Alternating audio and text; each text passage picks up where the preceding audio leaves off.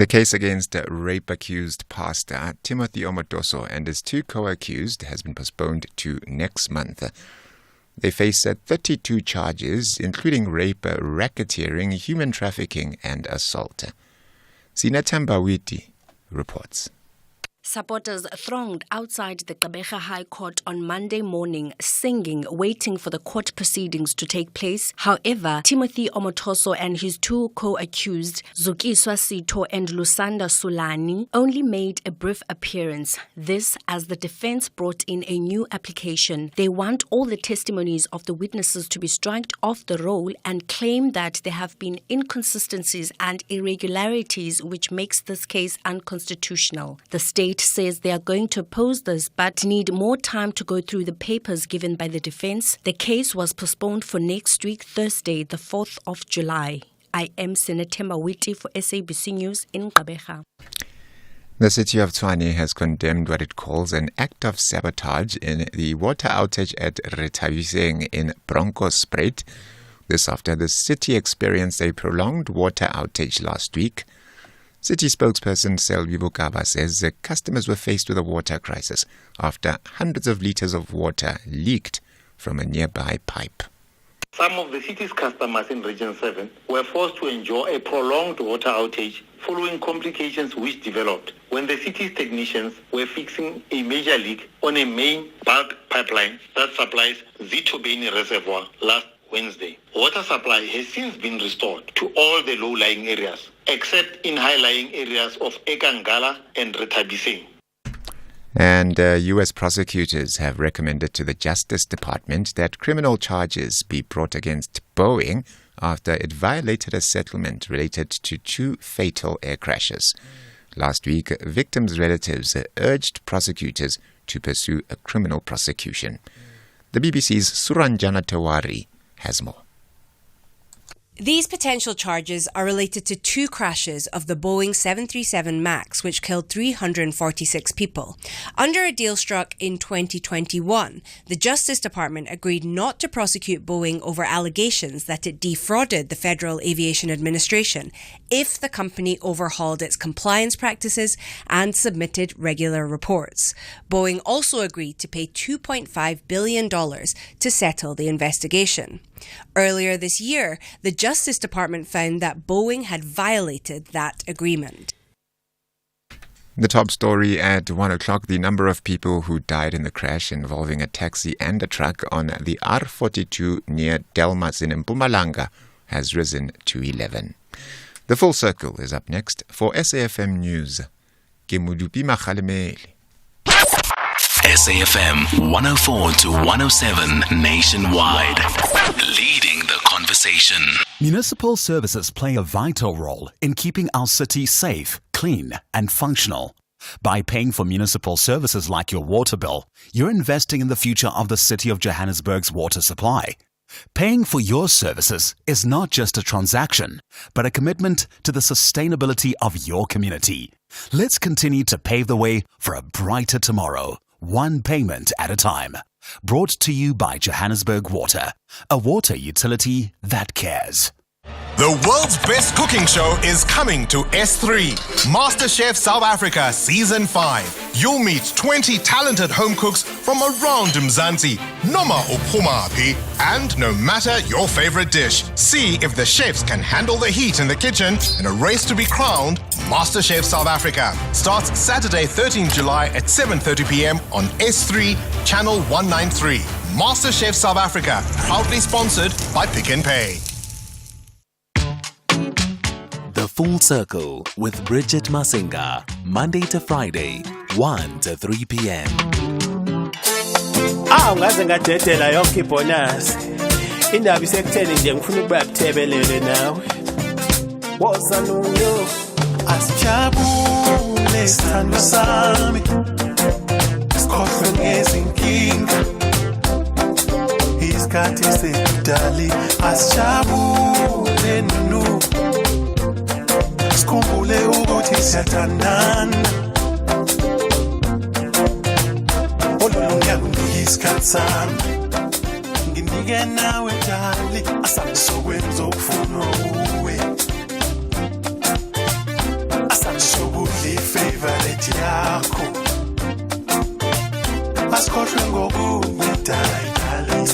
Sijabule sobabili asibhekane mina nawe sikhohlwe ngabanye sibheke yami nawe letha kimi umzimba wakho wedale sithi nje ukushona phansi kancane namhlanje yimi nawe izinkinga bekale asizitike mina nawe athi ngijike ku-ATM ngilanda ucash isikhona ukwenza asijabule sithando sami sikhohlwe ngezinkinga isikhathi sedali asijabule nunu sikhumbule ukuthi siyathandana ololungelwe isikhathi sami nginike nawe dali asabe sokwenza okufunwa uwe na asabe sokudla ifavorite yakho asikhohlwe ngokunye dali sijabule sobabili mina ngifuna ukwenza sure ukuthi ukuthebelele mdawethu ngithatha ungibeke kwanhliziyo ngiyise angibambe kumangi nawe angibambekiye namhlanje yimi nawe izinkinga bekale balela kuqhubeka asizitike mina nawe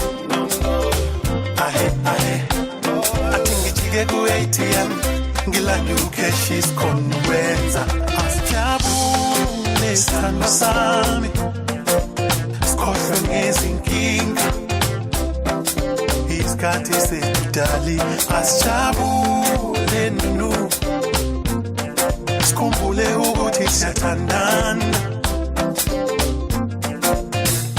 olulungele isikhathi sami nginike nawe dali asabe sokwenza okufunwa uwe na asabe sokudla ifavorite yakho asikhohlwe ngokunye dali sijabule sobabili shana phansi my dali nakho-ke my dali jabula nami my dali nakho-ke my dali shana phansi my dali nakho-ke my dali jabula nami my dali nakho-ke my dali shona phansi my dali nakho-ke my dali jabula nami my dali nakho-ke my dali jabula nami baby jabula nami sweet my dali. It is Afro Traction coming through with Asjabule. That is how we kick off this Monday. It is the Monday before payday for the most of you. How lucky you are if you're getting paid on the 25th of June. You're probably just counting down the hours until that notification. Hope you had a great weekend and it was relaxing and you managed to switch off, from all the political talk as well as the financial talk, and you're just able to decompress and take things easy with your loved ones. And you are now in a space where you are ready to kick off a brand new week that lies in wait with many a possibility. Listen, I'm having a Monday that is now behaving like a Monday. You know what I mean? You start off on a good footing with Monday. You wake up on the right side of the bed. You get yourself together because the rest of the week we're going to be out in East London. And so, you have a well planned out Monday to set the energy for the remainder of the week, only for the banking systems to completely just derail you, completely derail you. One day, you and I are going to have this conversation about our respective banks and how unbending and how unmoved they are about their customer service. down to the simplest little things that can be sorted out immediately. And they just make it so tedious. Specifically my bank. If you follow me on social media, you know exactly which bank I'm talking about. They share the exact same color combo that we have at the station. That's all I'm saying on this matter. But we're going to have that conversation. For now, though, we're going to have a different kind of conversation, and we're going to be looking at, how South African parties actually need to learn the art of people-centered coalitions. And we're going to have this conversation with a professor from the Durban University of Technology who penned a piece around people-centered coalitions. And of course, we also are going to be having another conversation around the readiness, the work readiness programs that are around. And first, this is a first of its kind work readiness program in South Africa with the CEO of Nippo Works, and they're going to come through a little bit later on in this hour to unpack that program for us. And then on the other side of two, succession planning. Why is succession planning crucial, especially for young entrepreneurs?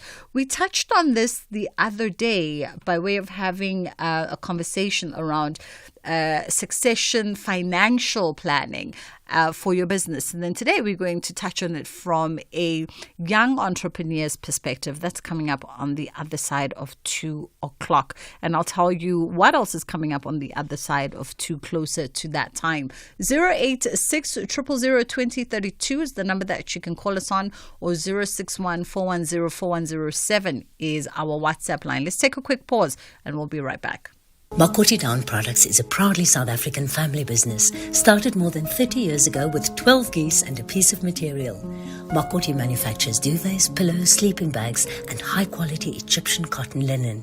Our down products are suitable for people with dust mite allergies and come with a lifelong guarantee. And we offer a nationwide cleaning service for all your feather and down products. Visit us at makoti.co.za or call us on 041 9922 395. For quality down, Makoti Down.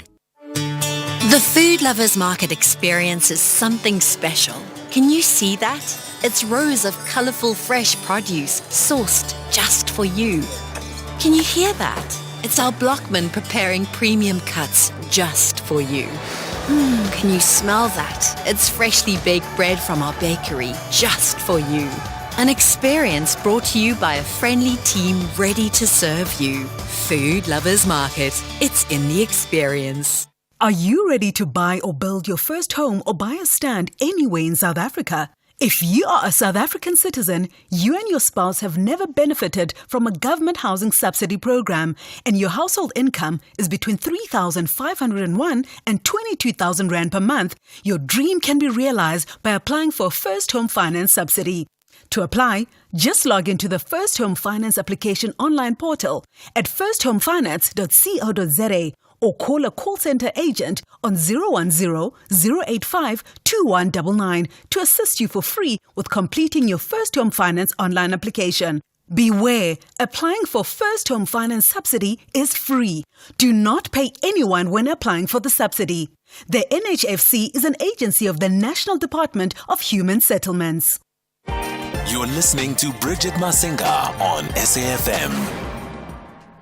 It is the full circle with myself, Bridget Masinga, on SAFM, leading the conversation as we get into this one with Prof. Dorcas Itang, who is with the International Center of Nonviolence in the Faculty of Management Sciences at the Durban University of Technology. So we know that we've experienced, or currently are experiencing, what some are calling a seismic shift with the recent Government of National Unity, and some arguing that it is a grand coalition, and it's signaling a new era in our political narrative, right? But amidst all of that sort of political maneuvering and, of course, all of that power broking, there's a very crucial element that we probably should not forget, and that is that of the direct voices of the voters.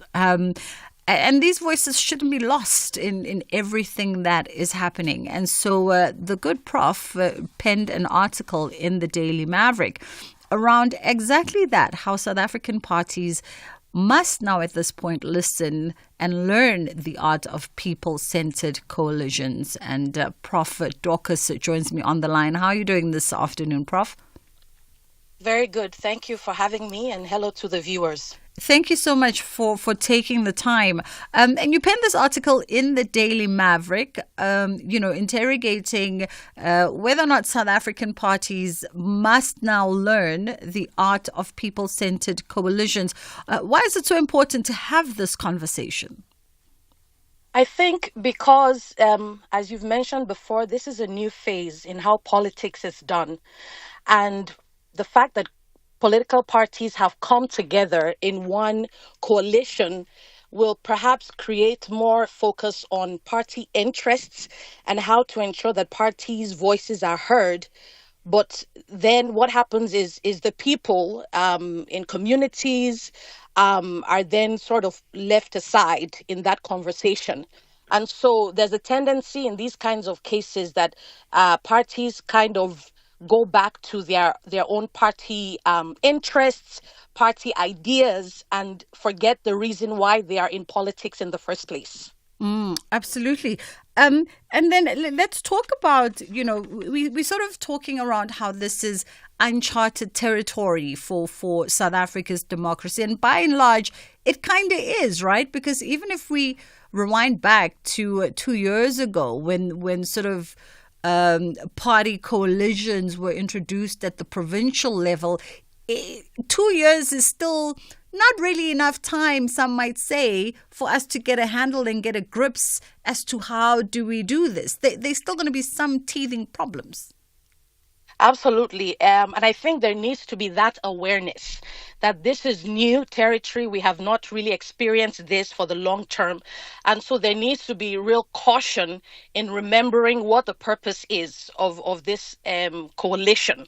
And that is to ensure that the needs, the interests of the people are placed as priority. And we've looked at some of the experiences at the provincial level, and it's been quite difficult in making decisions, which has affected service delivery and many other services. And so I think at the national level particularly, this requires extreme caution, a reminder of why the coalition has come together, and that's to represent the interests of the people. And so they must take this into account and learn from the lessons of the past, right? Lessons.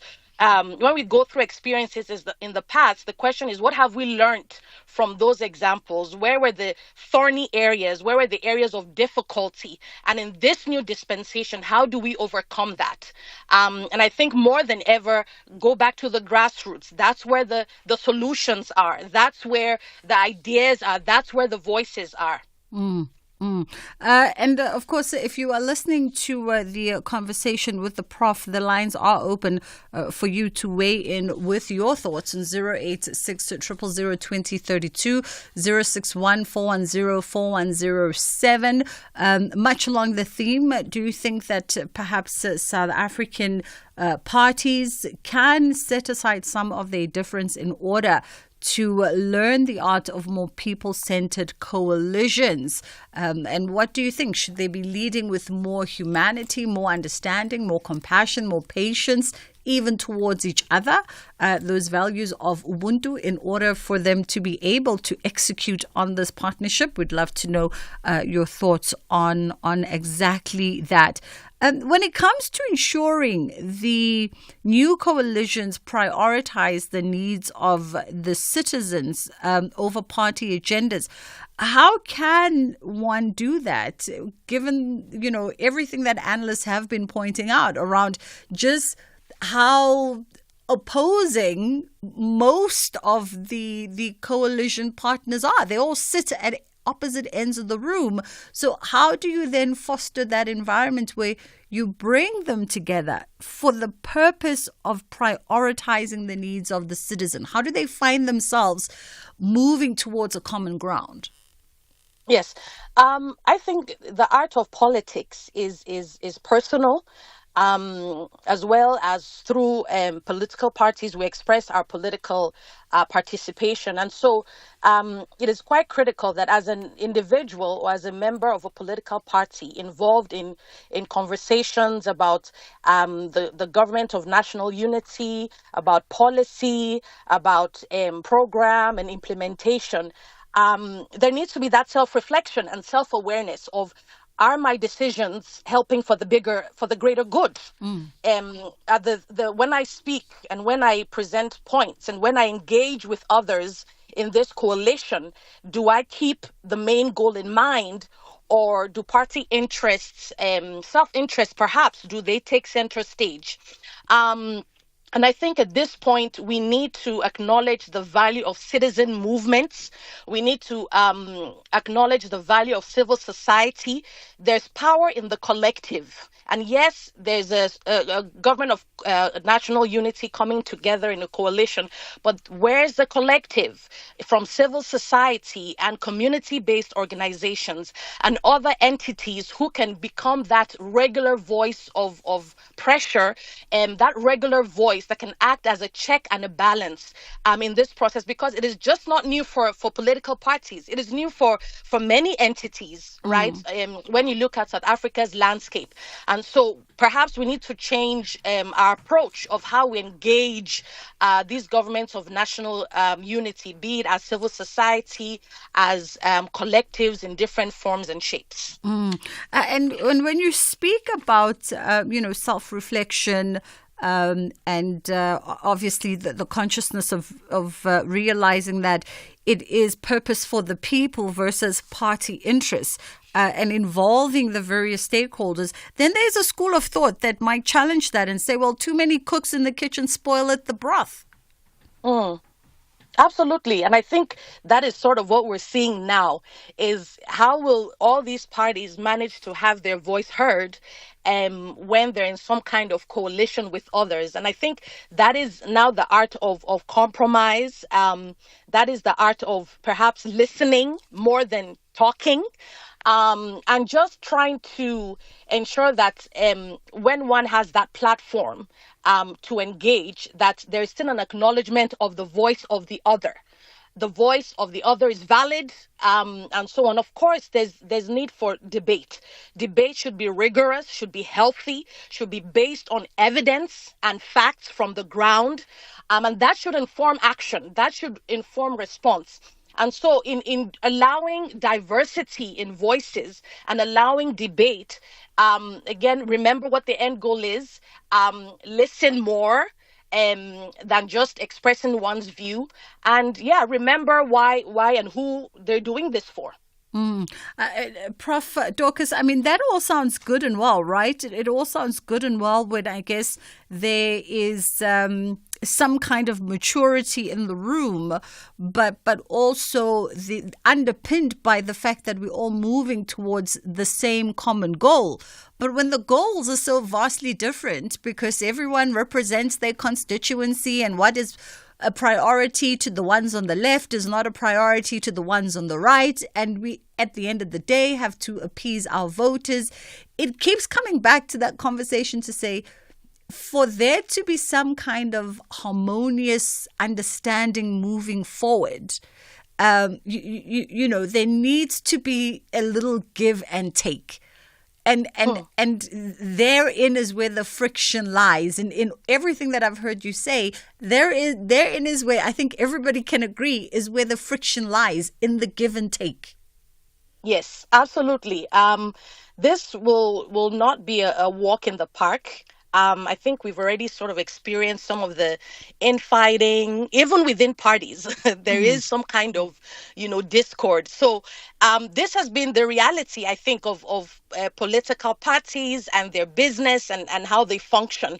It's a tough one. But I think, look, the ingredients that are critical, I think, is to remember that no matter what party I'm representing, the needs of the population in many instances are one on the same, right? We know about the high rising economic costs, rise in food costs, unemployment, and so on. These are the core issues that are affecting large percentages of the population. And so in taking that into account, and in my article, I talk about time. Time is of the essence. And so in recognizing that time is of the essence, and governments need to act, and political parties need to act. They should be taken into consideration, and the needs of the populace, regardless of what party they have voted for. And I think it speaks to also voter interest in politics, and perhaps how this has weakened because demands have not been met to their expectations. And so going forward, then the goal is, okay, we know what these issues are. How do we ensure that we meet them as much as possible, so that even as we come together as a government of national unity, people are feeling the rewards of this coalition, regardless of their location and their party choice? Yeah, 086-000-2032 is the number that you can call us on if you want to weigh in on the conversation, or 061-410-4107 is our WhatsApp line. If you'd like to send through a WhatsApp voice note, you're more than welcome to do so. Wondering from your perspective, do you think that South African parties and party leaders can come together in order to learn the art of a more people-centered coalition? And should they be leaning maybe towards more values that are centered around Ubuntu? You've heard Prof. Dorcas and myself expressing that perhaps a little understanding, a little bit of patience, because essentially what does maturity look like? We are flinging around the word that there needs to be a sense of maturity, but maturity is just an empty word until you put some kind of tangible, actionable to it, right? So what should they be leading with in order for there to be this mature evolution of a more partnered-centered democracy? 061-410-4107 is our WhatsApp line, and 086-000-2032. Let's take the headline news with Madupi, and then we'll come back on the other side of this. Thank you very much, Sister Bridge, and a very good afternoon. In your headlines this hour, the number of people who died in the crash involving a taxi and a truck on the R42 near Delmas in Mpumalanga has risen to 11. COSATU says it expects the Government of National Unity to rapidly stimulate the economy as soon as the new cabinet is in place. And coffee is becoming more and more expensive. Find out why in your news at 2. You are listening to The Full Circle. Listen, Madupi, I will be waiting by at 2 o'clock for that coffee story, and it better have something to do with ethical farming practices in the procurement of those coffee beans, because I'd rather coffee connoisseurs pay premium for their coffee, because those who farm it are actually able to make and sustain good livelihoods, right? And don't tell me that coffee is now behaving like an actual currency.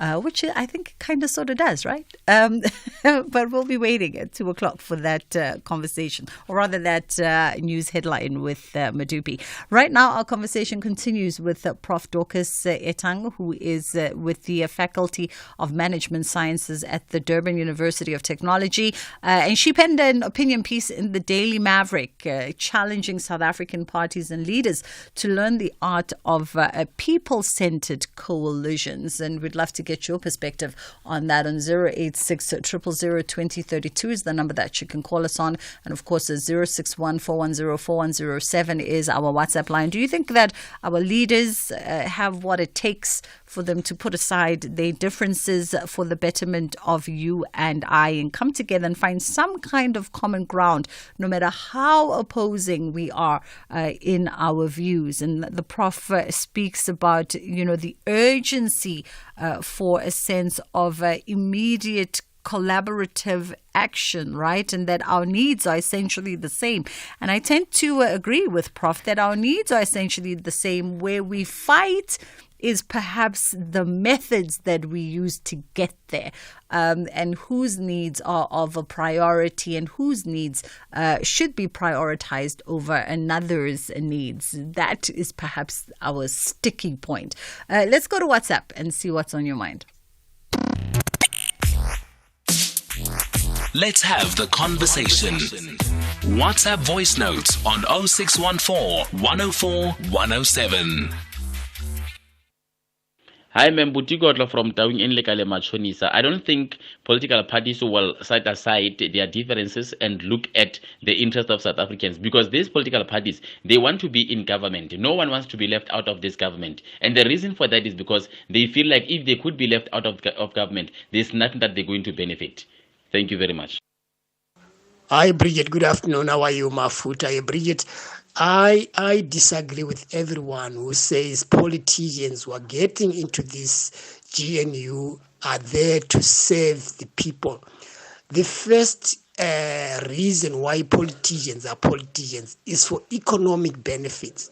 That should not be defeated. That should not get out of anyone who think about politicians. So having said that, Bridget, it's about using the rules and the constitution. There must be a constitutional change as to the way these people will engage with each other. Otherwise, we are in for chaos. Because if there are no rules, politicians are not going to give away their power. And they're not going to give away not benefiting from the economy, Bridget. SAFM values your views. Be an active citizen. I think it's always interesting perspectives. Listen, I like to play devil's advocate, right? And sometimes, Prof, I like to say that I think what we at times forget, and I heard Dr. Stembile Mbete, a mind I highly respect, even emphasize this point just last week in conversation. Sometimes what we forget is that the nature of politics is about power play and power maneuvering for the benefit of being able to deliver on the promises and the goals that one made for their constituency. So you can't divorce power maneuvering in politics for the benefit of advancing the people's agenda. Those two almost go hand in hand. But it's when the latter doesn't happen, then the problem begins, yeah? Or perhaps we are wrong. No, absolutely. I think the art of politics is quite complex. It is a process of negotiation. It is a process of disagreement. It is a process where different ideas and different interests play out in a political landscape.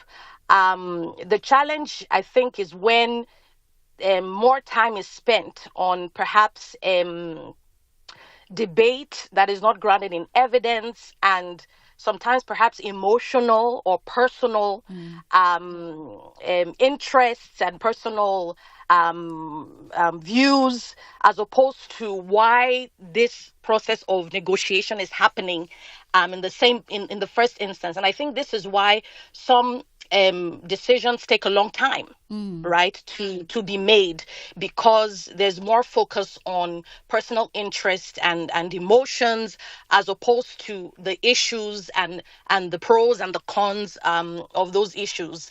And I think at the end of the day, politics should be for the people. When we engage in that process, and the idea of why individuals were voted into that space is because they were meant to represent interests, and they should do that. What perhaps is problematic is when people are excluded, which is how we've seen politics play out. People are excluded, people are not involved, people are marginalized because their party is not as loud or does not have a strong voice in the room. And we need to be aware of those voices. And that's sort of where the premise of my piece comes in, is that where are those voices, right? As a member of a community or as somebody who has voted, my hope is that I'm not there physically, but someone will represent my voice. And so that at the end of the day, my community, no matter if we're from different parties, we feel the impact because we voted for that person to represent us. Absolutely. Let's go to Percy out in Limpopo. Hello. Go ahead, Percy.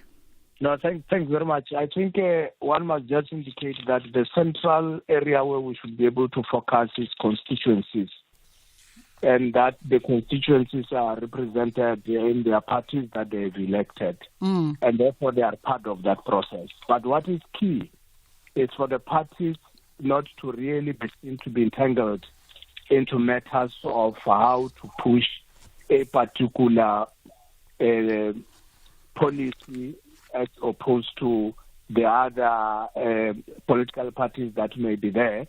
It should be something that they are agreeable in terms of the approach that they would have to take.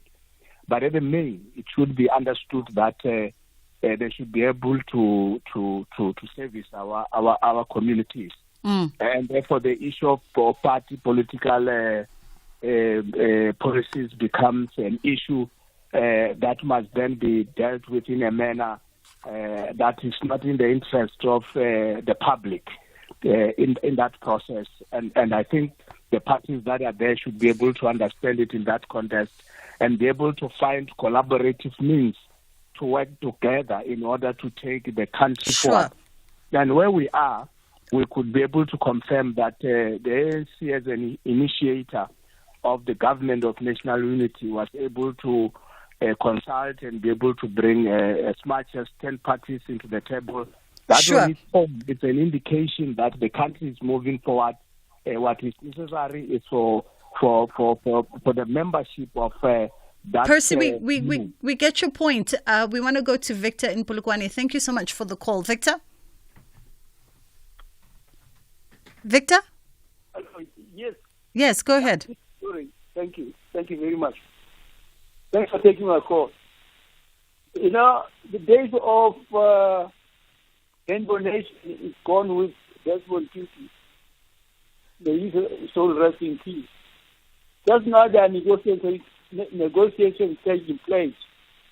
These political parties are taking all the sides and whatsoever.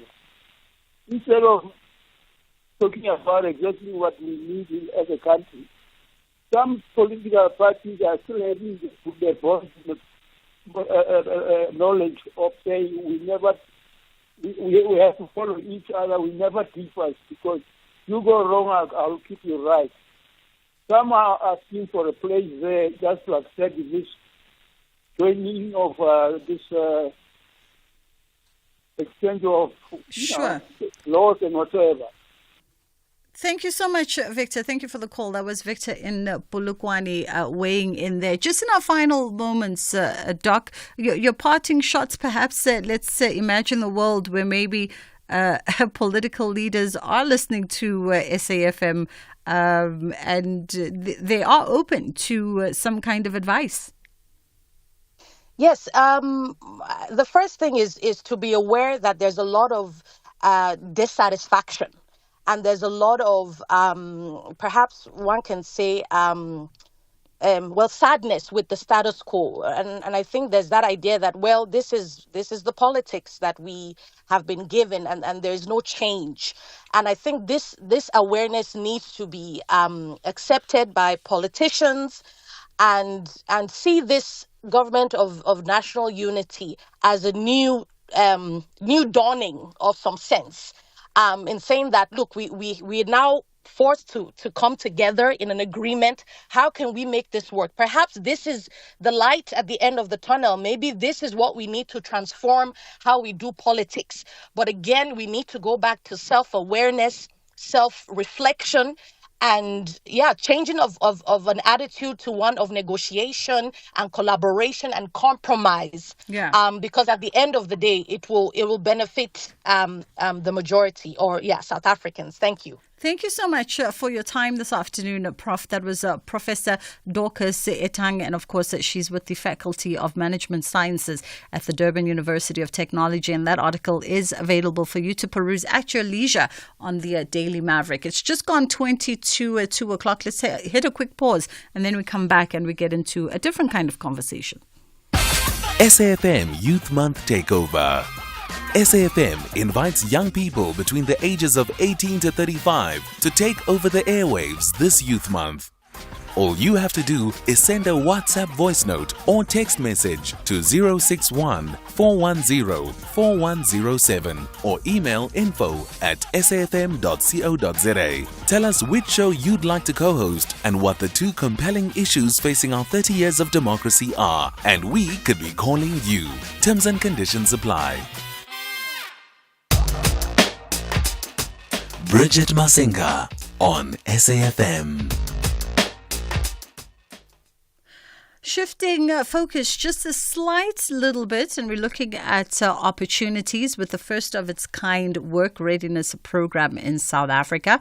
NIPO Works, in collaboration with Harambee Youth Employment Acceleration, they do incredible work, is announcing the launch of their first iteration of the Youth Work Readiness Program in solar installations for 120 young South Africans. And we've got joining us now CEO of NIPO Works, Nonjabulo Sokela, on the line. How are you doing? I'm good. How are you, Bridget? Thank you for having me on your show. Thank you for coming through. Much appreciated. All right, let's get just a quick little history of NIPO Works. And of course, for those that are not familiar with Harambee Youth Employment Accelerator, just a brief one on them as well. All right, no problem. So NIPO Works is an accredited training institution as well as an assessment center with various branches across South Africa. We are accredited with all the relevant parties such as SABIA, which is the South African Photovoltaic Industry Association, as well as with QCCO, as well as the Engineering Council of South Africa. But to state what our objective is with the training institution is to ensure that young people as well as entrepreneurs have the relevant skills in the growing sectors of the economy, such as the renewable energy industry. And in terms of Harambee, it's basically all about work placement. So they facilitate with other implementing partners such as ourselves to ensure that young people do get access to these various opportunities in the marketplace and get work placement as well. Yeah. And so the two of you are now launching, the first of its kind, this work readiness program in solar installations. Tell us, I guess I don't even know if I should be asking why, given where we find ourselves as South Africans. The reason basically behind it was that we obviously know of the issues of youth unemployment rate in South Africa, which is currently at about 45.5%, which means approximately 4.9 million young South Africans don't have employment. So this program was centered specifically for that, for youth that are not in employment, not in education or any type of training, that are basically at home and probably did go and get some skill sets, but it was not speaking to what the industry requires. So we formulated this program to basically solve for that specific issue of youth unemployment, and also to ensure that, South Africa, as one of the signatories of the Paris Agreement, we do initiate initiatives that speak directly to the just energy transition. So this is open to young South Africans, age 18 to 35. Let's talk a little bit about the program and what it would look like by way of training, of course, what happens post the program, and the benefit for these young folks, these 120 young South Africans who get involved. All right. So the program is obviously outsourcing the 120 and the 100 being the youth and the 20 being SMMEs, because we also want to ensure that we stimulate economic growth within South Africa. So The program has various components, which include the comprehensive solar energy training and as well as the on-the-job experience.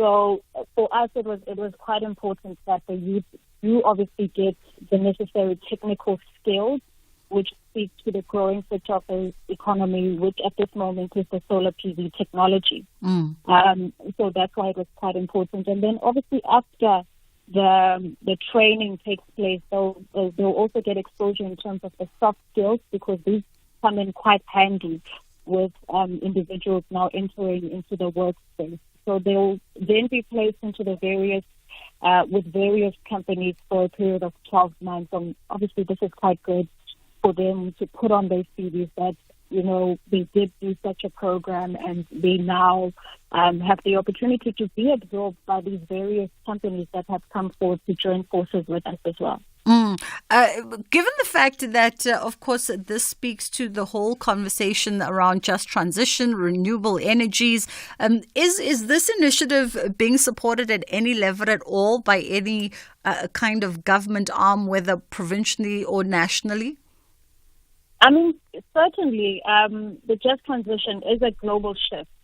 And as previously mentioned, South Africa is one of the signatories of the Paris Agreement. So therefore, such initiatives must take place.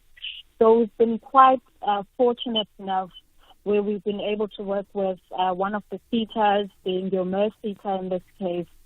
We've also been able to work with the likes of your National Business Initiative, which is NBI in short, through their partnership with government, and obviously as being the implementing agent in the various communities.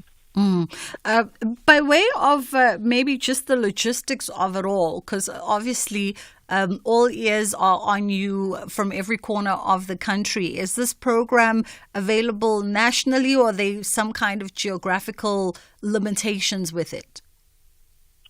So because this is a pilot program, we are focusing currently in Gauteng. Okay. And this was specifically just because that we saw a quick adoption in Gauteng when it came to solar PV rooftop installation. So it was quite important that we obviously, with the support of the various municipalities, they have the various mechanisms that support rooftop adoption or solar PV installation. So we saw this as a great place for us to obviously try and make impactful change. But obviously, this will be reviewed after the piloting phase. Absolutely. To obviously extend to other provinces as well. Yeah. And Nonjabulo, just in our final moment, by way of contact details for anybody who's interested or someone who wants to pass it on to a youth in the family? So the youth can definitely go to our social media pages, which is on LinkedIn, Instagram, Facebook, at NEPOWorks, which is spelled as NEPOWORX.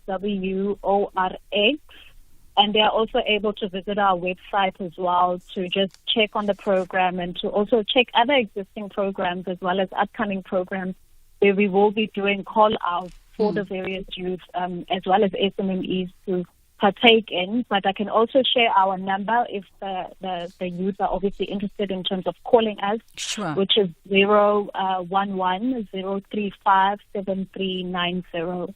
7390. Fabulous. Nonjabulo Sokela, thank you so much for the time. Nonjabulo is the CEO of NEPOWorks. There you go. A fabulous initiative for you.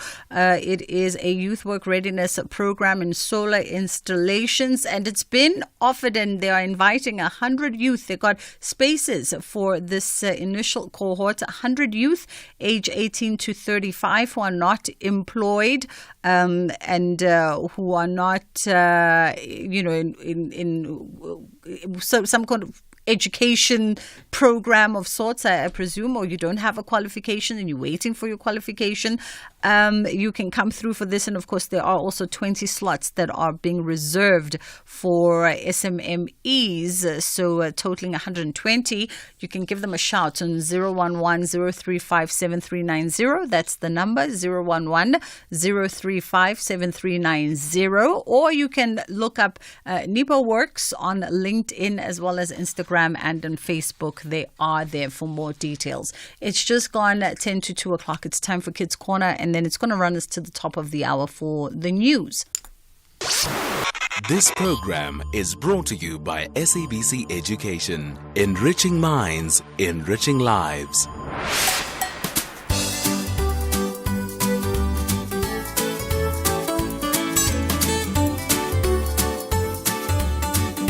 Hello everyone, my name is Dureta Ndlovu and I go to Macaulay House School. I prefer going on family trips. A trip that I once took that is highly memorable for me was when my family and I went to Mpumalanga. Me and my family went to a restaurant that had really great views, which made everything seem so magical and brings great nostalgia. There was also a time where I was standing outside the house which we were staying at with my parents, and monkeys were throwing avocados at us from a nearby tree. If I had to choose a trip with either my family or my friends, I'd choose my family because we have not been on many trips together for a long time. So it would be fun to do more with them.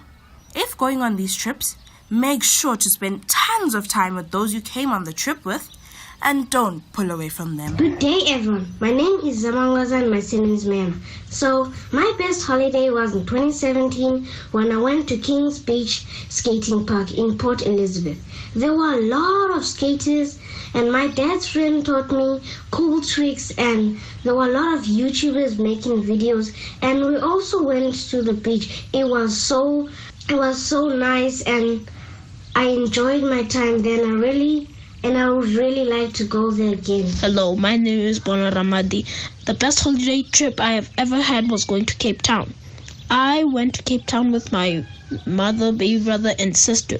It was during the time while my dad was still working there. We booked a plane and it was so exciting flying, seeing the clouds. The best thing is we could go to places and see cool things. We went to the aquarium where we saw different kinds of fish. We even took lots of photos there. The thing that made the holiday special was going on a boat seeing the ocean. It was so cool. I saw sea lions swimming in the oceans and it was cool. I wish I could go back to Cape Town. My name is Katlano Nyanen. I prefer on going for school trips than family trips. One trip I took that I'll never forget is when I went to camp with my peers. What happened that made it so memorable was because it was our last few days together before most of us went to different schools. If I had to choose to go on a trip with my family or friends, I would go with my friends because I don't see my friends as much lately since we go to different schools and I can see my family every single day. Good day to you all. My name is Lorraine Moyo. I am 12 years old and I prefer going on family trips because you get to spend time with your family. One trip we took was to Pretoria. We left early. It was a very long trip and we were talking and having fun. We arrived at the hotel and we went to go have lunch. After that, we started watching TV. The days there were amazing. What made the trip memorable was the time we went to the pool and we had so much fun. If I would choose someone to go on a trip with, it would be with my family because they're very important to me other than friends. Thank you so much for listening to me. Hi everyone, my name is Kate and today I'm going to be talking about trips. So I actually prefer going on family trips rather than school trips because I think it's just so much fun to spend time with my family and we get to decide what we do together. At school trips, it's like you kind of have to do something, you don't get to choose. So I like having the choice, you know. And one trip that I took that I enjoyed like so much was in 2019 and we went to Durban and it was just so fun. And I've been other times, but I think this time was just my favorite because I went with my mom and my cousin and we went to Shaka Marine World. We went to an aquarium. We just did so many fun things and the hotel was just so nice and I really liked it. If I could choose to go on a trip with my family or with my friends, I'll probably still choose my family because even though like I love my friends, I feel like it would just be like chaos if we just like went on a trip alone. Like I feel like it would just be havoc. Thank you so much for listening. Bye.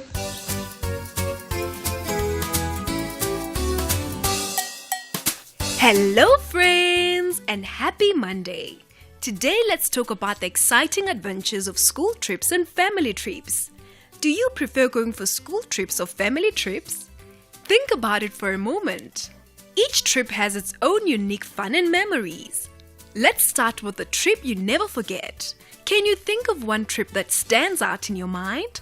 Maybe it was a school trip to the zoo where you saw a baby elephant for the first time, or perhaps a family vacation to the beach where you built the tallest sandcastle ever. There's no right or wrong answer here. Family trips can be wonderful because you get to spend quality time with your parents, siblings, and maybe even grandparents. On the other hand, school trips can be fantastic because you get to explore new places with your friends, teachers, and creating fun memories together. Whichever one you prefer, there are important things to remember to make your trip safe and enjoyable. Let's dive into some tips on what to do and not to do when you're away from home, whether it's a family trip or a school trip. Stay with your group. Whether you're with your family or schoolmates, always stay within your group. It's easy to get lost in unfamiliar places, so make sure you are never wandering off alone. Listen to instructions. Pay close attention to what your parents, teachers, or trip leaders are telling you. They know the rules and safety measures to keep everyone safe and happy. Pack wisely. Make a checklist of essentials to bring on your trip. This includes clothes, snacks, water, and any necessary medication. Don't forget your camera to capture those special moments. Respect the place you are visiting. Always be respectful of the places you visit. Follow the rules, don't litter, and be considerate of other people. Keep emergency contacts. Have a list of emergency contacts with you. This includes your parents' phone numbers and contact information of the place you're visiting. Whether you're off on an adventure with your family or your school friends, these tips will help you have a safe and fantastic time. Remember, it's not just about where you go, but how you enjoy and learn from the journey.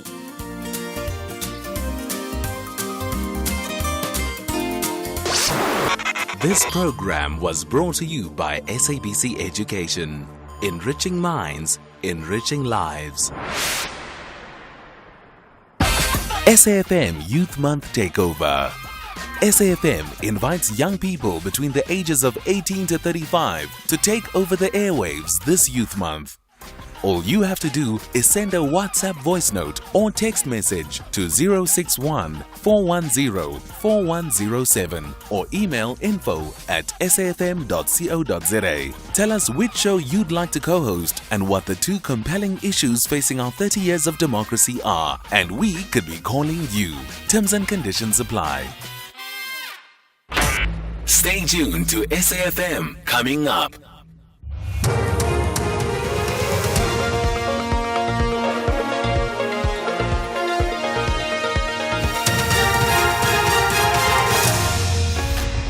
The top stories at 2 o'clock, a container terminal to be built in the Richards Bay port, and the Mpumalanga crash death toll rises.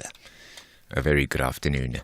The National Ports Authority has awarded a logistics company a 25-year contract to build and operate a container terminal in the Richards Bay port. Authorities say the 285 million rand container terminal will become operational in 2027. According to the port's master plan, the terminal should be able to handle between 50,000 and 200,000 containers per year. Richards Bay Port Manager Dennis Mqadi says the new container terminal is aimed at servicing the northern parts of KZN and especially industries around Richards Bay that are currently shipping containers through the Durban port. This particular project will then assist economically the local eastern part of the country to provide this facility and creation of employment, and also contribute to the reduction of the logistic cost, particularly the transportation of containers to Durban and other areas. So they will enable to actually do it locally and able to assist the companies to reduce cost and also to create local employment. Mqadi also says that the severe congestion of the N2 last year in the port precinct, with trucks queuing for kilometers to deliver bulk cargo to the port, has been alleviated through a number of measures. He says the company will be required to include traffic solutions in their plans for the container terminal. As part of the concessionaire requirement is to do traffic study and develop some different models of ensuring the cargo gets taken in and out of the Port of Richards Bay. Yes, we acknowledge that we've been having other difficulties in terms of other logistics in terms of use of a road, but there are various solutions that have been developed to ensure that we enhance the competitiveness of Port of Richards Bay and reduce congestions accordingly. COSATU says it expects the Government of National Unity to rapidly stimulate the economy as soon as the new cabinet is in place. President Cyril Ramaphosa is considering his cabinet positions after he was sworn in last week. COSATU's Soli Pedro says this is because the marginal drop in GDP in the first quarter has raised concerns that the high unemployment rate may worsen. COSATU expected the GNU to move with speed to stimulate the economy as soon as cabinet is in place by abandoning austerity measures that have characterized the stagnant state of economy in recent years. We also call on business to assist the new government by creating decent jobs and halting retrenchment, as the economy cannot afford to lose a single job. The number of people who died in the crash involving a taxi and a truck on the R42 near Delmas in Mpumalanga has risen to 11. A taxi transporting passengers to Mozambique collided with a truck early this morning. 24 people were seriously injured and rushed to hospital. The Roads and Transport MEC is expected to visit the scene of the crash and those admitted to hospital. And coffee is becoming more and more expensive. Unfavorable conditions in Brazil and Vietnam, two of the world's largest coffee-producing nations, have resulted in the global increase in the price of coffee. 250 grams of instant coffee rose by 30.6% year-on-year, with ground coffee rising by 6.8% for the same period. This has been attributed to drier conditions in Brazil and Vietnam, resulting in poorer yields in crop production. FNB agricultural economist Paul Makube explains what this means for avid coffee drinkers.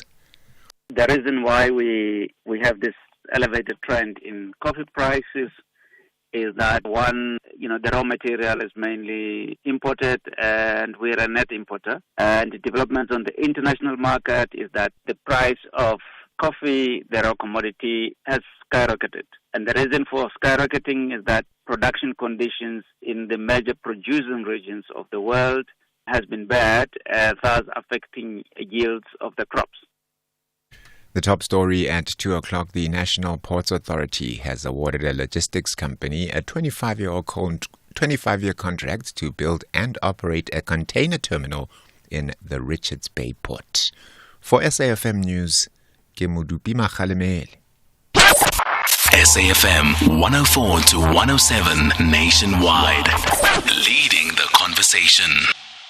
The Arctic and Antarctic are the greatest and least known wildernesses of all. Magical worlds inhabited by the most bizarre and hardy creatures on Earth. David Attenborough travels to the end of the Earth, taking viewers on an extraordinary journey across all 4 seasons in the polar regions of our planet, north and south. Prey and hunter are caught up in the battle of survival. Meet terrifying sea spiders and woodlice the size of dinner plates, polar bears, seabirds, penguins and orcas, and learn how global warming is threatening this fragile ecosystem. Channel your inner explorer with Frozen Planet, Sundays at 6:30 p.m. only on S3. Open up. Durban is open for business and investment. A large delegation from the United States of America, including captains of industry, business, Investors, finances, decision makers, and high-profile leaders will attend the 2024 Resurgence Durban Conference to explore and maximize investment opportunities in Durban. Be part of the Resurgence Durban Conference taking place at the Durban ICC from the 17th to the 21st of July 2024. Durban is forging ahead with its plan of action that is aimed at boosting trade and investments within South Africa, the African continent, and the rest of the world. Businesses must register now to exhibit at the conference. Closing date is the 30th of June 2024. To register for the Resurgence Durban Conference and for more information, visit www.resurgenceconference.org. Santi Africa! The great Olympians are heading to Paris with courage, determination, and eagerness to raise the flag of Africa Zonga very high.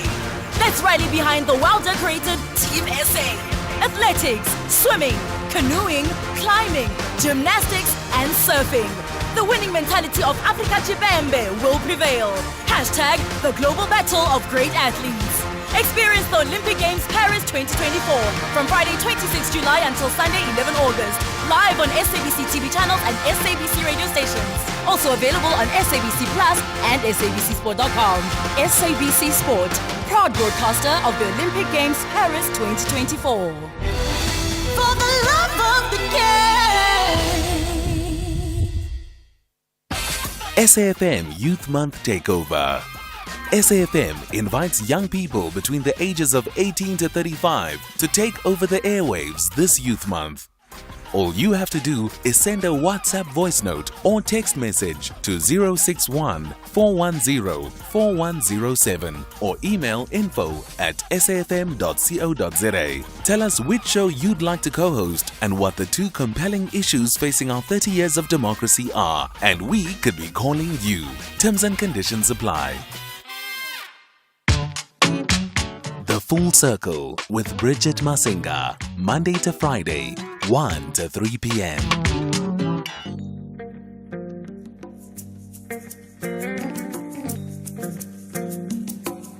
No way, my way, your way. No way, my way, your way. Take me to the place where the river runs wild. To the place, a place with fruit of life.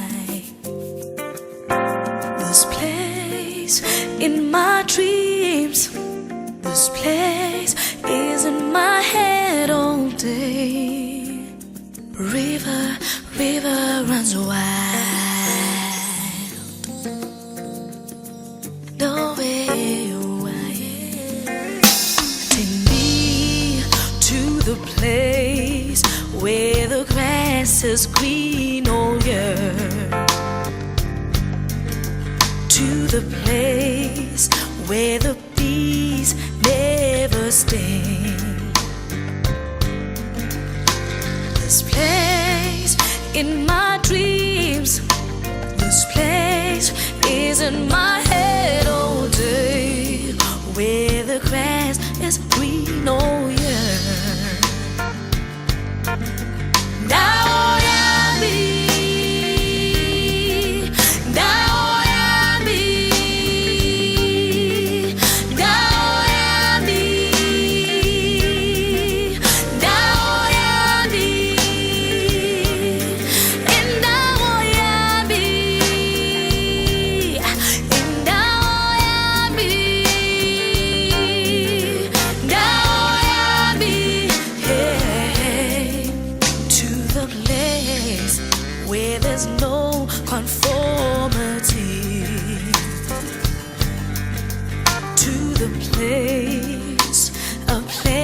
Of liberty. This place in my dreams, this place is in my head all day, where there's no conformity. This place in my dreams, this place is in my head. was no conformity. Now I be.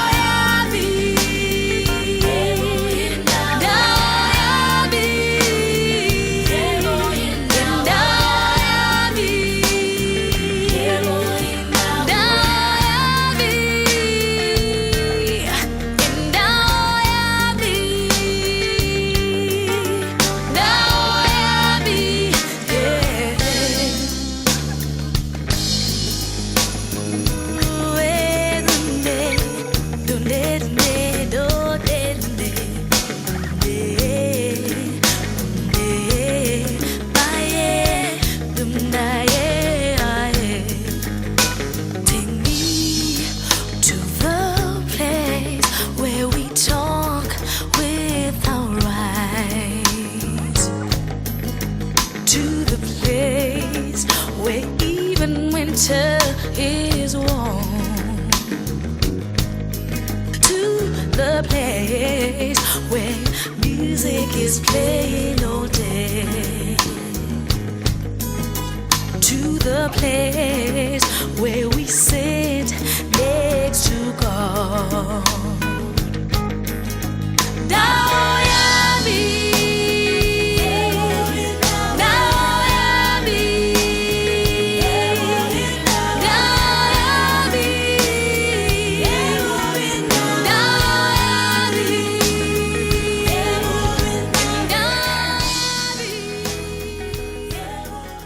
It is Zama Chobe coming through with Naoyami, probably her most recognized album or record in this particular case. Still waiting. I know her fans have been waiting with bated breath for newer, fresher music, and I'm sure she's hard on the task.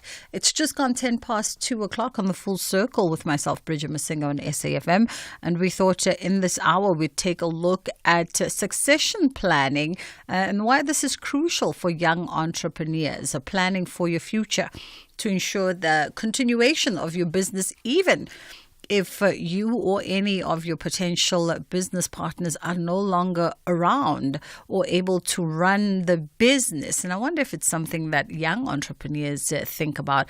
We've got Mark Klutter from Momentum, is the Momentum financial advisor, joining us on this conversation. How are you doing this afternoon, Mark?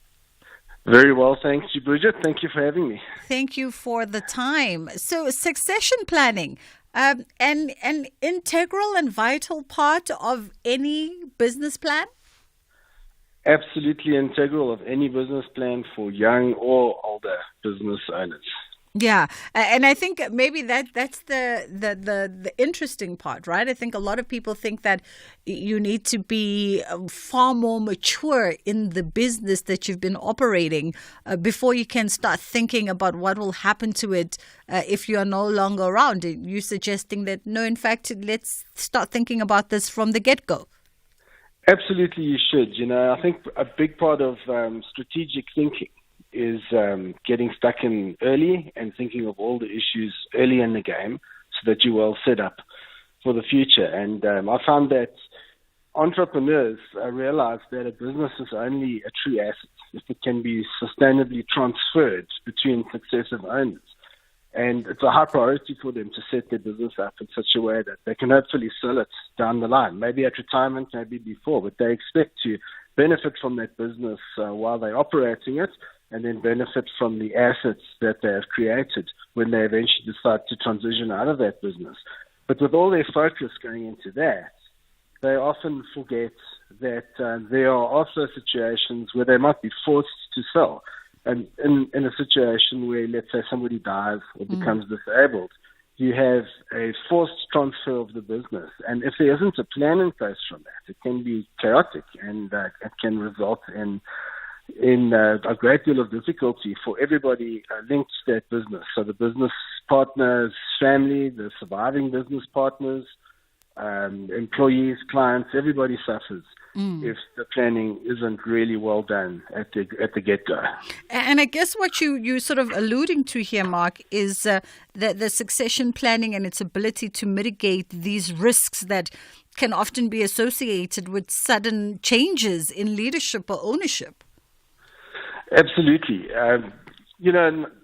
Disruption is an enemy of business, and good planning of every kind, and particularly in the case of succession planning, helps us to minimize the impact of disruption, and when we look at succession planning, like any other kind of planning, it comes down to pre-deciding the actions we're going to take in a particular situation so that we have clarity if the event takes place and we know what we're going to do, and we're able to then speed up that process because it's only execution we're focused on, not trying to figure out what to do now. That was decided in advance, and that's the value of planning in advance for these things, and there's a lot of issues that arise when somebody dies, particularly. Yeah. And you've got to negotiate the transfer of shares. You've got to worry about what happens to debt in the business and loan accounts, suretyship related issues. You've got to worry about the fact that an important person who has key skills is now no longer in the business. And when there's operational disruptions that come through, and if you don't have a plan laid out that you can just execute on, you waste a great deal of time focusing on figuring out what to do instead of just doing it. And in that gap, problems arise for everybody in the mix. Let's talk about, the kinds of questions perhaps then that young entrepreneurs should be asking themselves when they're strategizing around succession planning. Right. Well, we can get quite specific, I think.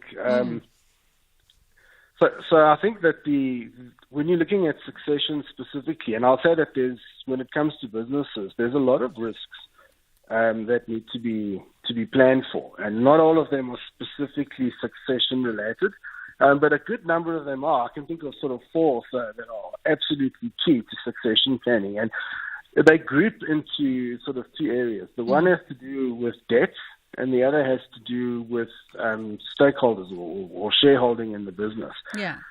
So let's talk quickly about the debt side of things, and when people set up businesses, they need to finance them, and very often they end up getting loans for overdrafts, credit cards, equipment loans, vehicle loans, so many different things. And they're in such a hurry to do these things, they often forget that they're signing personal suretyship for those things. And that liability then extends into their personal estate. So the business may have a debt, but as a guarantor for a loan, the individual has taken on that debt as well. And, if a person has passed away, that often does disrupt a business, and that disruption can put the business in a situation where it can't afford to service those debts, and then it becomes the responsibility of the estate of the deceased person, which can have really, really terrible effects for his loved ones. He thought they were taken care of, but now the estate is taking care of business debt. Yeah. So anytime there's debt in the picture, there's risk, and one needs to make sure that the succession planning looks at how that debt is going to be settled. So that would cover the one broad category. The second broad category would be around the transition of ownership and shareholding. Now, imagine that you are a partner in a business, and your business partner suddenly dies. And then you discover shortly thereafter that that person was married in community of property, and their spouse has inherited their share in the business. And their spouse has no experience in the business that you're running. And there's nothing that they can add, no value that they can add to that business. In fact, they might not even be interested to attempt to add any value to the business. Yet now they're a shareholder with a vote and a say, and the one thing they are very interested in is getting their hands on some money. And you can imagine how that would impede the operation of your business, to be dealing with not only the loss of a contributing shareholder, but the addition of somebody whose motivation is not aligned with that of the business. So one has to think very carefully about the structure of your business and what's going to actually take place if one of the shareholders die. And of course, there are solutions that are available to deal with these issues.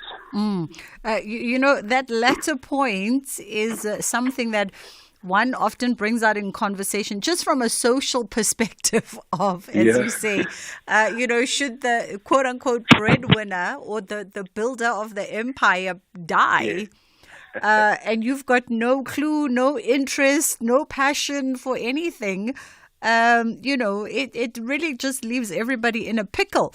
So then how does then, a young entrepreneur who's already got so much on their plate in trying to just get this business going and get this business stable, okay, we're looking at debt and liability, we're looking at transition planning.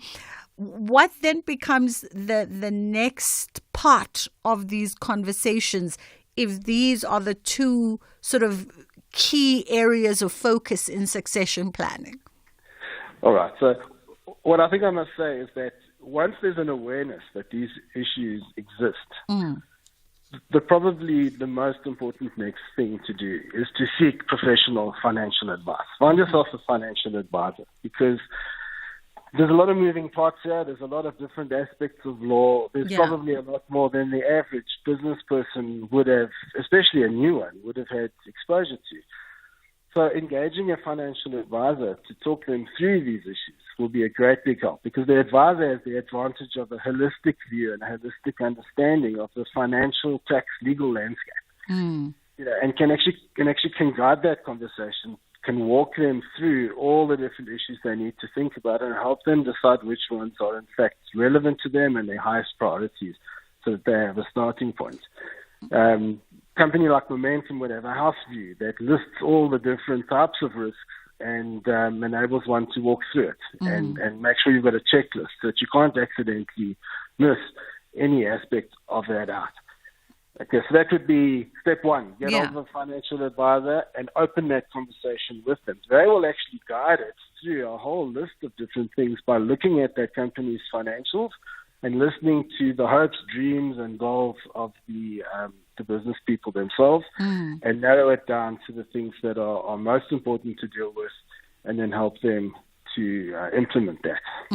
And you know what I'm sort of being conscientized to as a non-entrepreneur in this conversation is oftentimes when people think succession planning, right? They think around the more day-to-day human resource, upskilling, developing, so someone can step in the instance that something happens or that your business is able to function outside of you.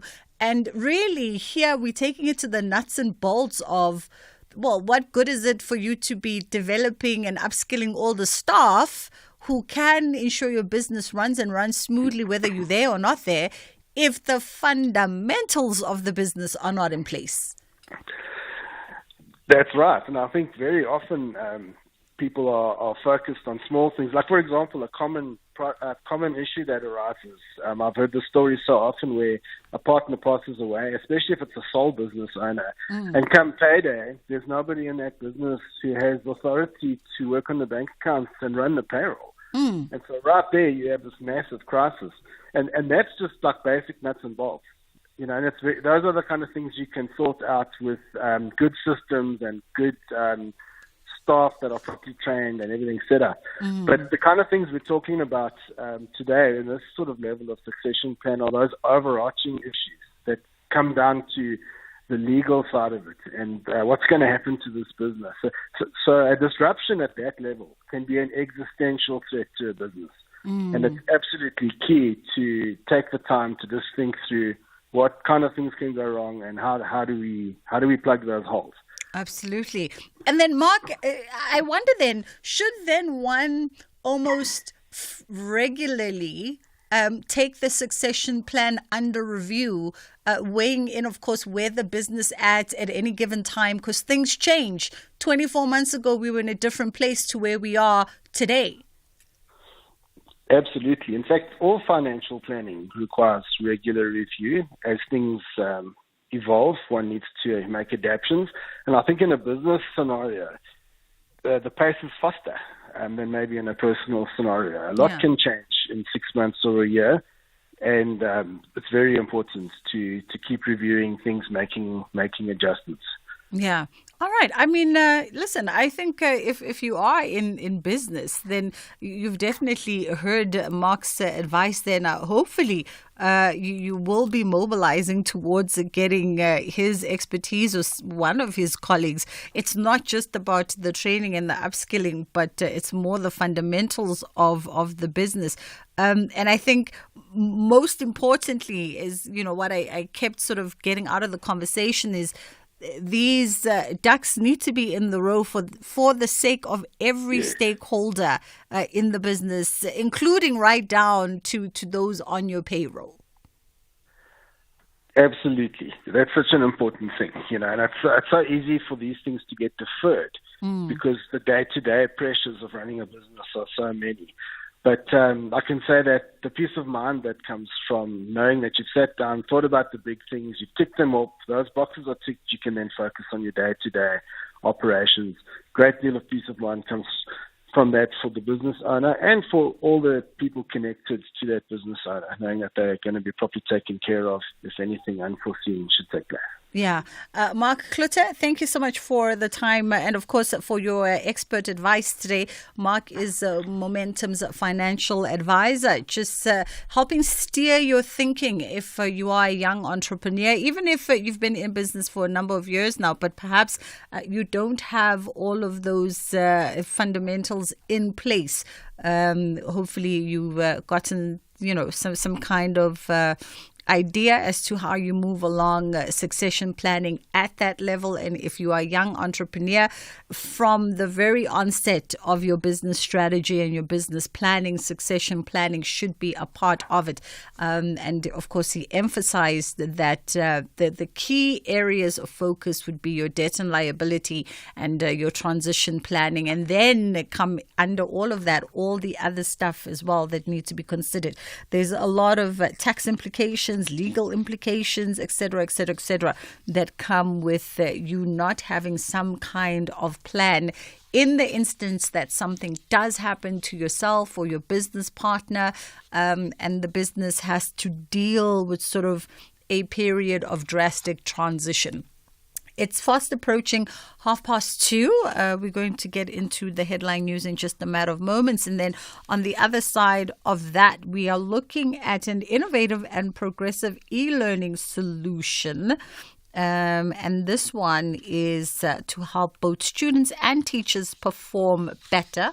We'll find out more from the guys at Trans-African Concessions about that project. And then the transformative role of play in early childhood education. Very important to have a little bit of fun. It is The Full Circle with myself, Bridget Masinga on SAFM. The Market Update, Monday to Thursday, 6 to 7 p.m. Want to stay ahead of the financial game? Join us tonight from 6 to 7 p.m. for an insightful journey through the day's market developments, financial updates, and investment news. Tune in for your daily dose of financial intelligence as we navigate the twists and turns of the financial landscape with expert insights. Only on the SAFM Market Update. SAFM Market Update with Jimmy Muyaha.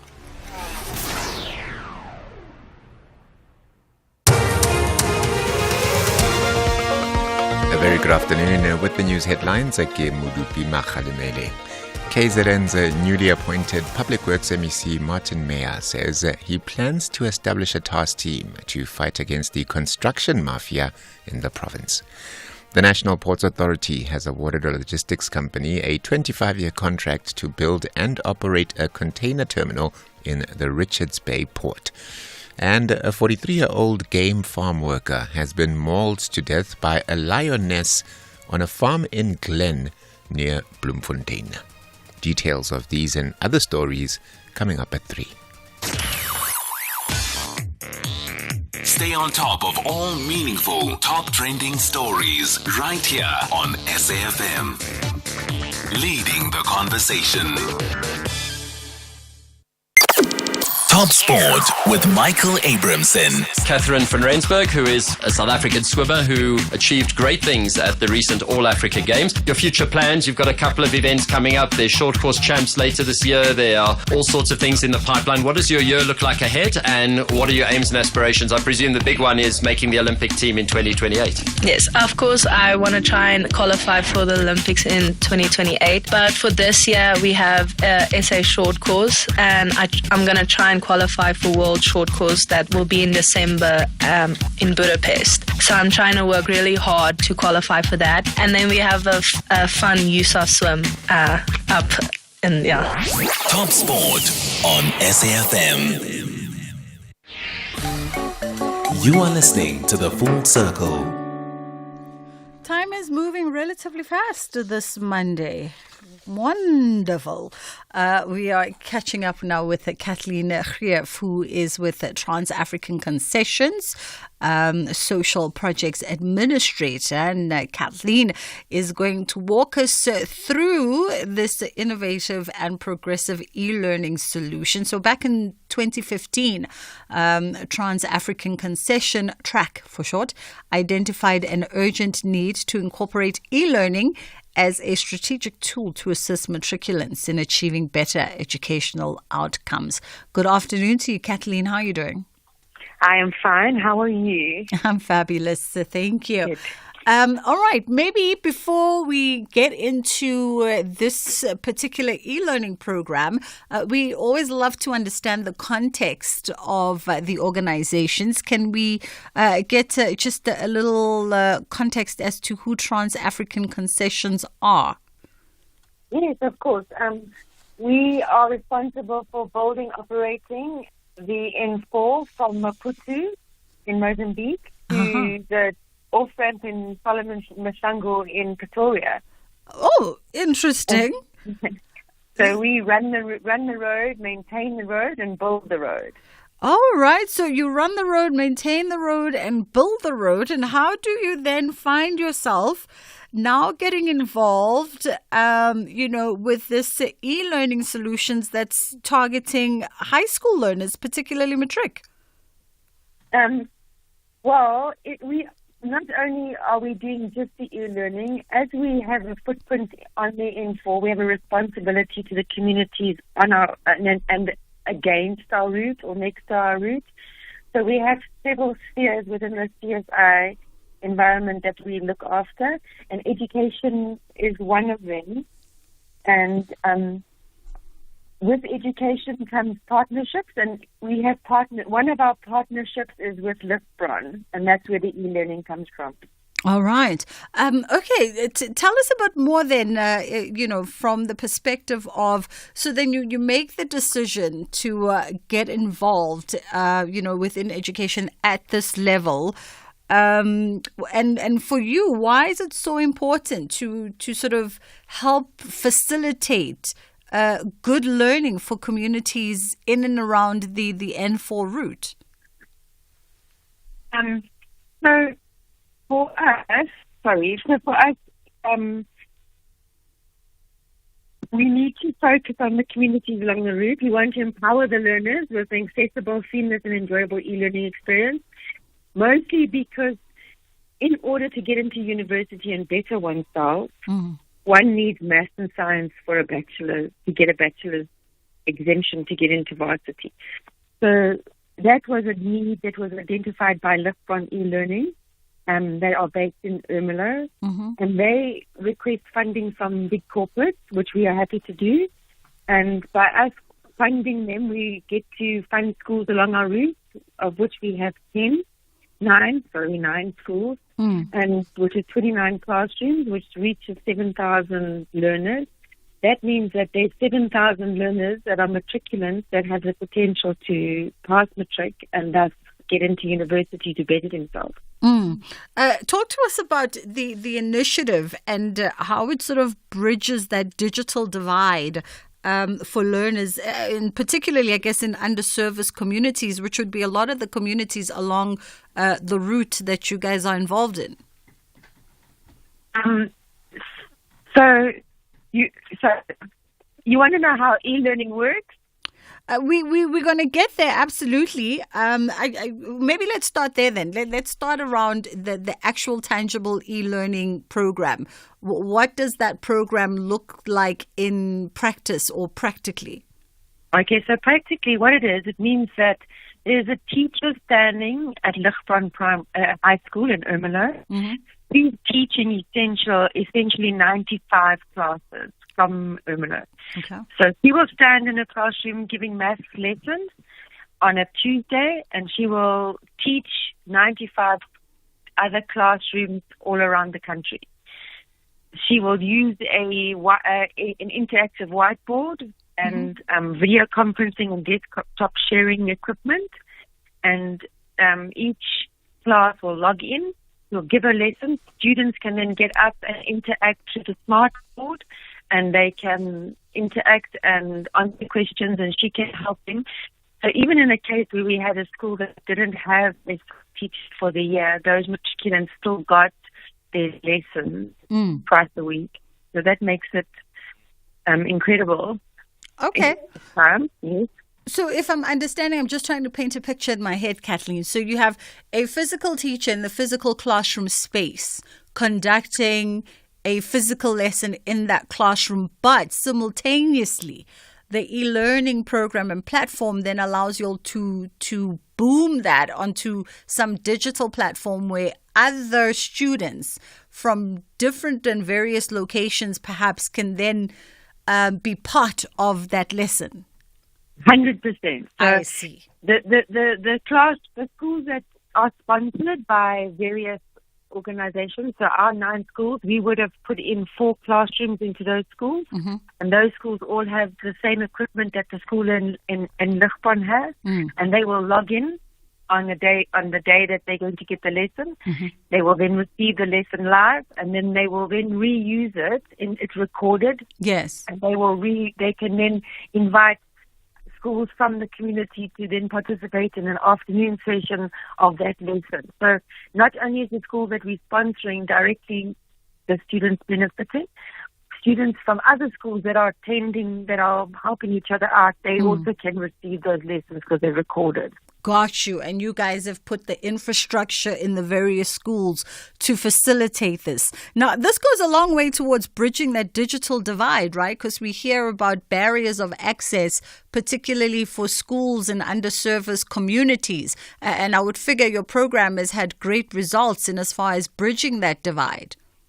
Yes, this program that Lichtbron has come up with, it does work. It works because it's managed and maintained by their technicians. But also during COVID, when we realized that children couldn't get to school, they came up with an innovative way to bridge that, and they invented, I don't know the right word, they invented an app, which is a digi platform for children to log on to an app and do classes on their app. So we then provided we paid for licenses for all our school scholars to join that app. And then with the problem with load shedding and accessibility to simple things like paper and printing textbooks, a lot of students were falling behind with that. So we've also then produced the old-fashioned paper books, workbooks for maths and science for matriculants, so they can actually each get their own workbook at the beginning of the year and actually use it throughout the year. So that's also been tremendous. Even though it's not electronic, it's a physical asset that helps the students. Absolutely. I mean, let's, as we wind down, because I also, it sounds like it's been a very successful program, and I want to find out some of I don't know if you might have some of those figures for us by way of just how successful it's been for you guys and the partners in the program, the kind of results you've seen maybe with your matric pass rate, or perhaps any sort of comprehension uptakes in the students and the teachers as well who've sort of utilized the program. Yeah, so definitely the teachers also benefit because they also have access. It's a very tight year in terms of caps in the education department at schools. There's a lot going on. So the teachers are then provided with guidelines of lesson plans and time and getting everything done in time in terms of the CAPS program. But if we take it on a year-to-year basis, there have been significant improvements in results on the overall pass rate and achievement of bachelor's degree exemptions within the schools. If we just take, in comparison, 2022 to 2023, of our 9 schools, 5 of those schools improved their overall pass rate, while 7 of those schools passed with more than 80%. Maths and science, and 3 of the schools recorded an improvement in BA exemptions.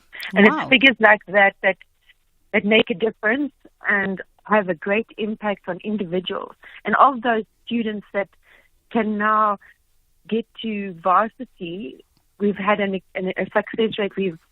Through this program, we've had doctors, engineers, teachers that have come out qualified, because it's been running since 2008 with Liftbron, but we've been with them since 2015. So we've got a 9-year track record, so to say. And we can see there's been youngsters that have come through and said, thank you very much, I'm now a doctor, and put it in the child. So we've got such fantastic success stories that it's really been a moving success. I mean, listen, it sounds like you guys are definitely onto something there. Thank you so much for the time. That was Kathleen Hraf, who's with Trans-African Concessions Track. And as you heard, they are responsible for building, running and maintaining road infrastructure along the N4. And they've teamed up with Lichtbron e-learning systems to amplify and magnify on this program, reaching 9 schools in and around the N4 route, over 7,000 learners benefiting from this, and it sounds like there's been some incredible results, particularly coming out of the matric classes. Lots of data showing that it works. Fabulous. It's fast approaching 2:45, 3 o'clock as we prepare to wind down. Let's take a quick pause and find out what's coming up on the National Pulse, and then we come back and we look at the transformative role of play in early childhood education. SAFM has signed a code of conduct that is enforced by the Broadcasting Complaints Commission of South Africa. Under the code, we are committed to giving news that is accurate, comment that is fair, and programming that is not harmful, does not amount to hate speech, or contain violence or explicit sex. If you think we are not living up to that code, then you can inform the Broadcasting Complaints Commission of South Africa. Direct any complaints in writing to the Broadcasting Complaints Commission of South Africa. PO Box 142365. Craig Hall 2024. Fax to 011-326-3198 or an email to bccsa@nabsa.co.za. For more information, please visit www.bccsa.co.za. You're listening to Bridget Masinga on SAFM. How's your Monday? Monday has been a very good, hectic, focused Monday so far. Oh, look at you ticking all the boxes of productivity. I like it. What's coming up today? Well, lots of things. I mean, of course, the National Pulse. We will look at what's happening with, cabinet delays, national and Gauteng, because it's that important. Still Youth Month. There's some important youth research that we will talk about. There's protests in Kenya. What's that all about? We need to understand that. And then, how's this one? Understanding Orania. We'll chat to the spokesman of Orania. So if you wish to apply within, I would suggest you listen in. You may just want to apply after that. All right. To live there. I caught them on Carte Blanche, I think 3 weeks ago, and they were talking about how they've actually sort of partnered up with, and they mentioned this particular community, Xhosa-speaking community, to I guess, share in their knowledge of how they got Orania to where it is. But not the same space, right? No, not the same space. No, they're just sharing resource and knowledge and because they say they're open to like-minded people. Okay, there we are. Well, understand Orania, listen in, and if you wish to then apply, you can always do that. All that coming up. You should do a broadcast there. That'd be awesome. I told Temban Kizia, that my producers, I said, tell them we want to do a OB, an outside broadcast from Yes, that'd be great. I mean, they say we're all welcomed as long as we're passing through. Yeah, do not stay over. Yeah. That'd be fun. The National Pulse coming out with Ashraf Gara 3 to 6 today. If If you're active on social media and love SAFM, we hope you'll take a moment to like or follow our SAFM page on Facebook and Twitter. These are the best places to find all the guest information, conversations, and stories you love from your favorite presenters, along with regular updates from SABC News. And don't forget, you can send your questions to feedback@safm.co.za. SAFM, leading the conversation. You're listening to Bridget Masinga on SAFM. It is the full circle on SAFM as we wrap up on our side of the conversation. You heard Ashraf is coming through between 3 and 6. Lots of interesting topics on the agenda. And I say he should go do an outside broadcast in Orania. I think it would be great. Might just be a lot of fun. And we get to find out more. Aren't we all curious? You get to find out more about what the community is like, what happens in Orania, how they've accomplished the things that they've managed to accomplish. Because the visuals that we see look kind of cool. Like there's a lot happening over there, right? It'd be interesting. Right. As we wrap it up from our end, Abigail Smothers, who is the head of Early Learning Services and Junior Preparatory, I always struggle with that word, at Redham House, Bedford View, is joining us now to talk about the transformative role of play in early childhood education. How are you doing, Abigail? I'm well, thanks. How are you, Bridget? I'm fabulous. Thank you very much. I was just shortening it to prep school. That's probably the easiest thing to do, yes. It really is.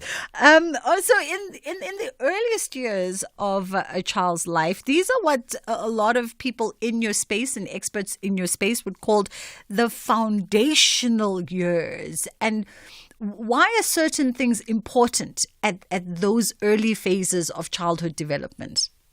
Well, if you think about it, from birth to the age of 5, your brain is developing more than at any other time in life. And that's certainly the years that you're going to have the most impact. And so when it comes then to ECD, what should we be focused on? You know, the groupings or perhaps the categories, I don't know what the wording is, the terminology that we should be focused on, and then we'd hone in on where play comes into this. So I think where a lot of change has happened over the years is that a lot of people are more focused on the academic side of things, and certainly the more visual, quantifiable things that adults want to see. So we see a lot of our young children are being in school and using workbooks. And that's certainly not something I believe in. We should be looking at the child as a holistic being and looking at all the areas of development for a child. And that happens naturally through play. There are a lot of people I've seen, sort of, I don't know if I can call it progressive because I don't want to call it alternative educating. But there are a lot of people that are incorporating this more sort of natural, experiential education to how they educate their kids. Would that be moving in the right direction, sort of moving them as much out of the classroom as we have them in the classroom?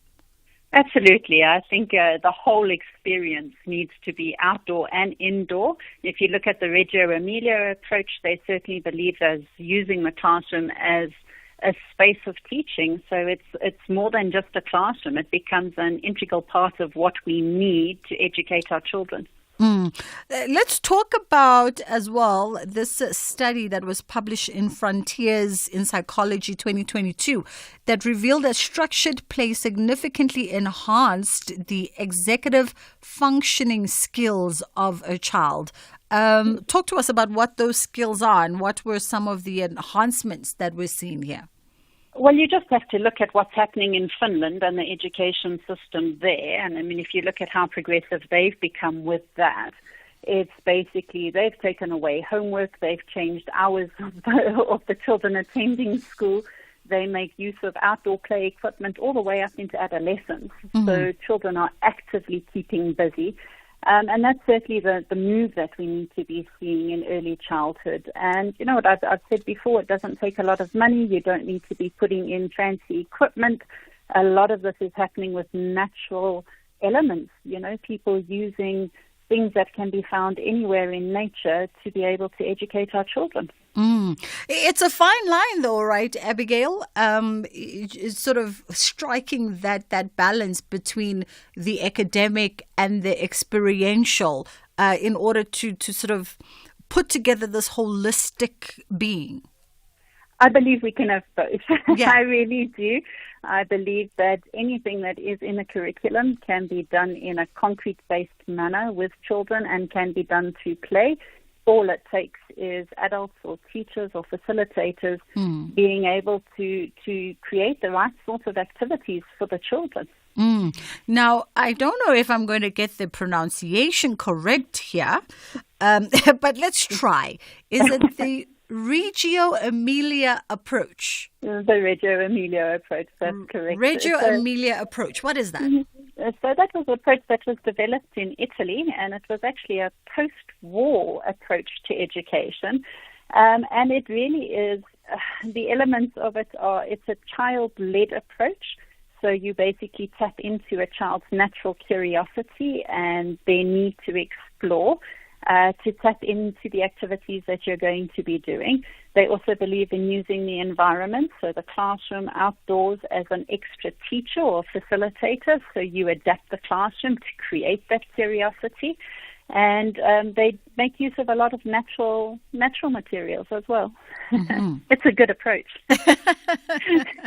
No, I can hear from your voice that you are a believer in this. And is this something that we are seeing being incorporated, for instance, at your institution, Redham House, and are we seeing it being replicated maybe in other institutions as well, countrywide? Oh, absolutely. There are other schools making use of it, and I think a lot of schools, even without knowing about the approach, are perhaps using elements of it. If you look at how it's adapted in Italy, I mean, it's a whole community approach, and that's quite difficult to replicate here. So what we call ourselves is a Reggio Emilia inspired approach, and taking the really good aspects of it and incorporate it into the school morning.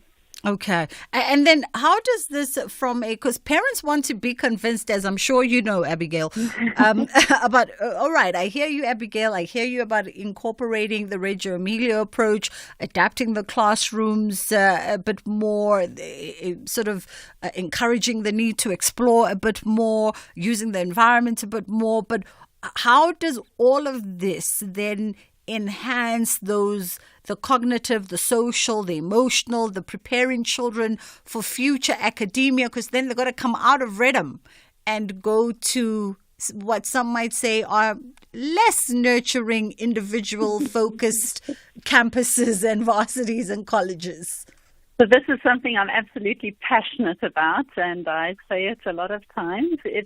If you look at tapping into the early childhood education, and you're working with young children with their little neurons still forming, their brain is still forming, and you use this sort of approach. But it's not just, and I think this is where a lot of people get confused, is it's a play-based approach is not just sitting back in your chair and watching children play. There's purpose behind every activity. It's planned. The teachers have planned for things. And throughout the activities that the children are doing, they are using 21st century skills. So they are problem solving, they are being creative, they are collaborating with one another. All those skills are what they're going to need for their future. And it's something that we need to consider as adults, is that this generation is going to be going into jobs that we don't even know exist yet. And that is so important. It is so crucial for these children to develop the creativity, the problem-solving skills that are needed for the future. And of course, you alluded to it at the beginning of our conversation. I'm pretty sure there's a lot of data that supports this kind of approach, especially if we are looking at those more socially developed regions like the Scandinavian countries, who tend to be a bit more unorthodox in how they approach certain elements of life. Yes, absolutely. Lovely. Okay. You know what, Abigail? I'm with you on the taking away the homework. A lot of parents agree with that one. I'm with you on the taking away the homework. I've never understood it, even when I was in school. I was just like, if 8 hours is not enough for you to teach me what you need to teach me, why are you taking away my time of play? There is that whole philosophy of if you get a child to repeat things and repeat things and repeat things, it takes them longer to learn than if you just had to expose them to the activity through play. Absolutely. No, listen, there's merit to your case. We all learn differently.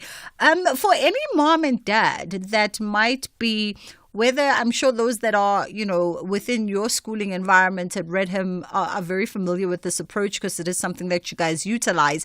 But for moms and dads who maybe want to read up a bit more, and get themselves a bit more illuminated about the various methods, and perhaps that informs how they go about choosing schools in the future. Are there resources online that they can go to where they can extract more information? You know, what I say is Google is always the best thing to go to, because you can Google schools in your area and every school will tell you what approach that they use. Alternatively, it's a case of phoning schools and actually booking appointments to go and see the schools. We encourage that quite a bit. We ask parents to come in and view, because it's one thing to say something online, but to see it in practice is something else. Absolutely. Abigail Smothers, thank you so much for the time. And Abigail is the head of Early Learning Services. And Junior, there goes that word again, preparatory at Redham House in Bedford View. I appreciate the time, Abigail. That was Abigail, and that is how we wrap it up from our end today. Hey, being a parent in 2024, it requires a lot. It's no longer just about, the proximity of the school to your home, to your work, and the route that you take, and what is logistically better for your family. But now you got to look at the various methods that are being used, teaching methods that are being used at schools and the schooling culture and kuningi. But we wish you all the very best of luck, those of you who are parenting in 2024. That is how we wrap it up from Johannesburg. From our end, Ashraf is going to take over in the next few moments with his team, and they're going to be with you until 6 o'clock. We are off now to catch some flights, and we're going to be making our way to Gqeberha's International Airport, and then making our way to Makhanda, where we will be broadcasting our show from the rest of the week at the 50th anniversary of the National Arts Festival hosted in Makhanda. So we're looking forward to a week filled with all kinds of creativity and discourse around the creative and cultural sectors, and of course also looking forward to the bitter cold that is Makhanda. Hopefully the weather will play ball with us and it won't be as brutal as it was last year. Have a great day further, and inshallah, God willing, we get to do it again tomorrow. SAFM supports a litter-free South Africa. Play your part in keeping our surroundings and environment clean. SAFM, leading the conversation.